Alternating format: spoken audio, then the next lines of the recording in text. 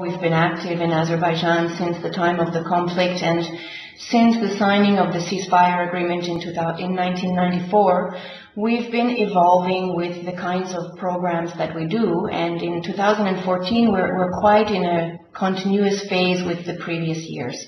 I can mention something that we have been doing for a number of years, which we're expanding into new areas this year, and that's our support to the families of the missing. So what we call our psychosocial accompaniment program, which foresees to work together with families and some national organizations to help them in all the different kinds of needs that they face. And our psychosocial support program this year will be expanding into new areas because over the past few years we've covered Baku, we've covered a number of districts in the country, and in 2014 we'll be going into new areas and meeting new families and forming new support groups.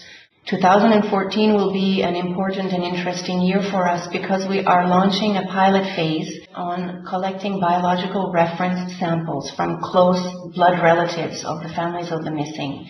Today, there isn't really much progress on finding answers for the families. The political environment at this time doesn't allow the state commissions for now to exchange much information or to meet with one another face to face. And this is something we encourage them to do, and we hope that it will happen, and we are available to facilitate that.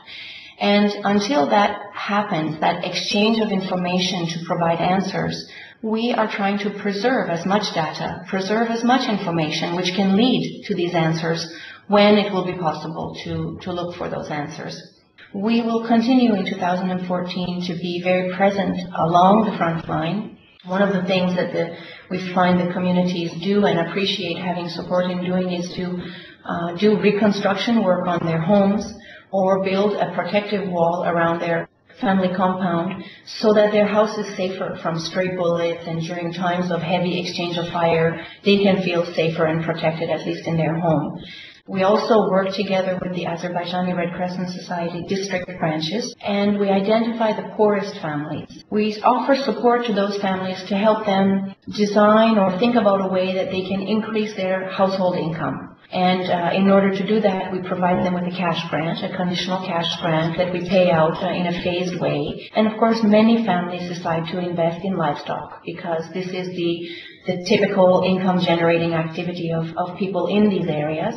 Due to the unresolved conflict, the ability to maintain and to repair water infrastructure, both for irrigation and for drinking water, is impeded because of the proximity to the front line and the risks. So ICRC supports these communities by helping them to maintain and repair, rehabilitate, and even construct sometimes new water systems. We are able to offer a service of playing the role of neutral intermediary. If work that is going to be undertaken for the well-being of civilians is planned to be done, the ICRC, through its delegation on the other side of the front line as well, is able to obtain a security guarantee or an arrangement to the parties to the conflict who are notified that work of a strictly humanitarian nature is going to take place, and there are still occasionally prisoners of war and civilian internees that find themselves captured by the other side. And ICRC has a role to play there. We visit those people, we register them, and we keep them in contact with their family members on the other side during the time of their detention. And this is a role that we will, of course, continue to be ready to play in 2014 if it should be necessary.